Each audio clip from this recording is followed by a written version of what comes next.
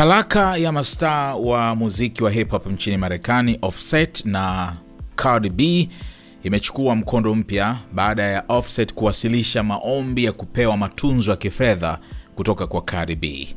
Kwa mujibu wa stakabadhi zilizowasilishwa mahakamani katika kaunti ya Belgian huko New Jersey na kuripotiwa na TMZ, Offset ameongeza ombi hilo katika majibu yake ya kisheria dhidi ya kesi ya talaka iliyofunguliwa na Cardi B mwezi Agosti mwaka jana. Ingawa upande wa Cardi B ulitangaza kuwa talaka hiyo ni ya kiungwana, hali halisi inaonyesha tofauti kubwa. Cardi anataka apewe uangalizi mkuu wa watoto wao watatu, huku Offset sasa akitaka apewe fedha za matunzo, ingawa hajataja kiwango anachotaka.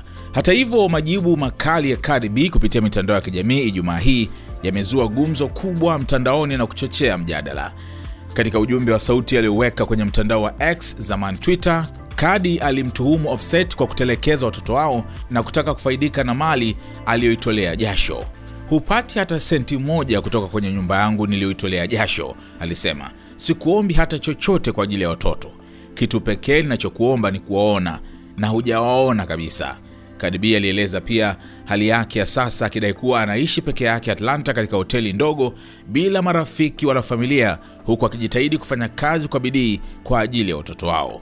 "Unadhani napenda kuwa katika hoteli hii ndogo Atlanta? Sina hata rafiki mmoja hapa. Kila weekend narudi New York kuwaona watoto wangu." Aidha, alimtuhumu Offset kwa kutumia watoto kama kisingizio cha kuanzisha ugomvi. "Kama ni kweli unawajali watoto, waone basi. Lini mara ya mwisho ulimuona Blossom? Labda hata hakumbuki tena sura yako." Sasa msikilize hapa Cardi B akifoka kutokana na ombi la Offset. Nimeona utani pia kule X, mtu mmoja anasema kwa sasa Offset itakuwa ngumu sana kuingia kwenye beef na rapper mwingine, kwa sababu anasema imagine the bars. Yani watu watamsema sana Offset kwa sababu ni nadra kuona kwamba mtu maarufu kama yeye anaomba yeye ndo apewe hela za matunzo baada ya talaka. But myself, so you're not getting shit from my house that I work my ass off. I don't even ask you for anything for the kids. All I ask is for you to spend time with them, and you haven't spent no time with them, bro. You're a bitch.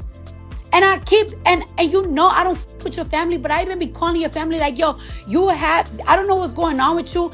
You are mentally disturbed right now. And then when I don't be with my kids, where I be at, Offset? Where I'm at? I'm in Atlanta right now working. You think I want to be in Atlanta in this small ass hotel room? I don't have not one friend, not one family member out here. I don't have nobody out here. Y'all don't even be knowing that I be in Atlanta because I don't even go out in Atlanta. I don't know nobody out here. And when I fly out on the weekends, I fly out to my house in New York, and I spend time with my kids, and I spend time with my man. She hates you. You was looking for an excuse to be mad. You was looking for an excuse to be mad. And you know why the reason why you was looking for an excuse to be mad? It all makes sense now. Because you know this filing was coming, so you had to make up an excuse like it's about the kids. It's never about the fucking kids. If it's about the kids, nigga, send me some breach. Send me some breach.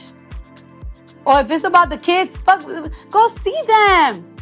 When's the last time you seen Blossom? Huh? When's the last time you seen Blossom? That baby probably don't even fucking know you. And it's such a shame.